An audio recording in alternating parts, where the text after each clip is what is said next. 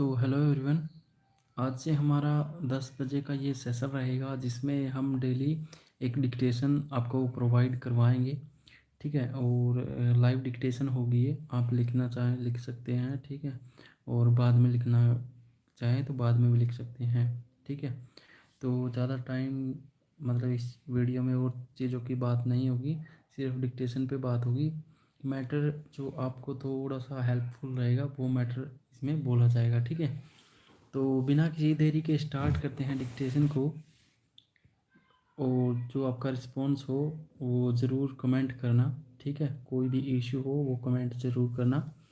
ठीक है, let's start.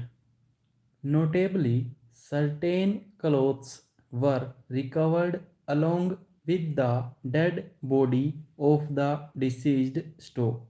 The prosecution version is that the accused person had taken away the said clothes from the house of the deceased while abducting her stove. There is absolutely no explanation for the said conduct on the part of the accused person's stove. It is difficult to understand as to why the accused persons would take her clothes along with them while abducting her stove. On the contrary, this fact actually serves the case of the prosecution in proving the deceased was actually residing at the house store. The clothes appear to have been planted along with the dead body in order to support the fact of actual residence of the deceased at her father's house store.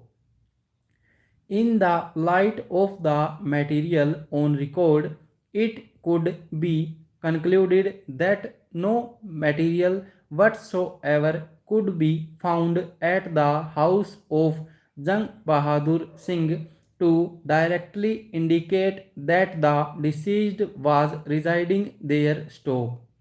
The make-up articles were linked with the deceased on the basis of a completely unacceptable reasoning and without any corroborative material. Stop. The prosecution has failed to examine even one cohabitant to prove the said fact. Stop.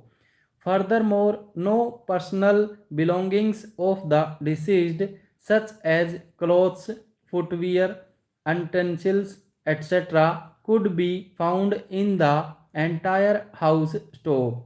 Therefore, we are not inclined to believe that the deceased was actually residing in the said house store. In the same breath, we may also note that even for PW18, no material was found in the said house to indicate that he was in fact residing there. Stop.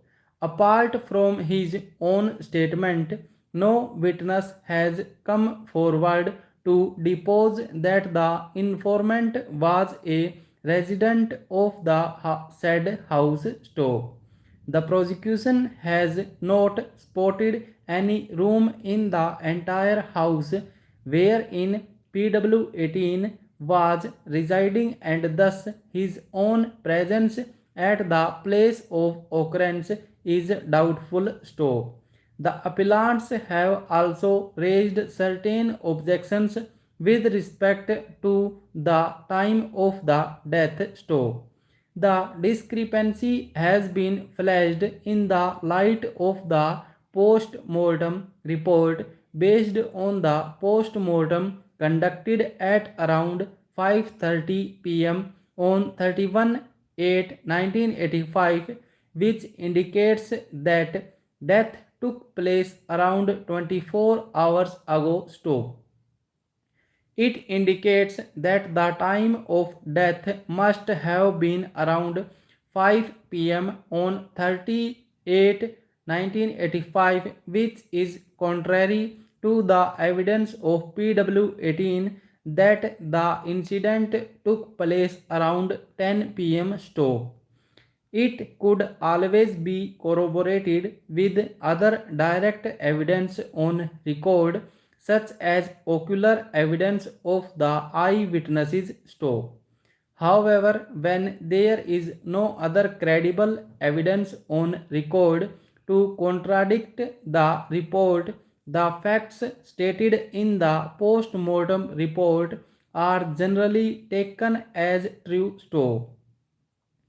In the present matter, the evidence of the eyewitness has been declared as wholly unreliable, including on the aspect of time of death. Stop. Thus, there is no reason to doubt the post-mortem report and the findings therein. Stop. Furthermore, it did not arrive at any positive finding of involvement of the said two accused persons within the sphere of common intention with remaining accused persons. Stop and over.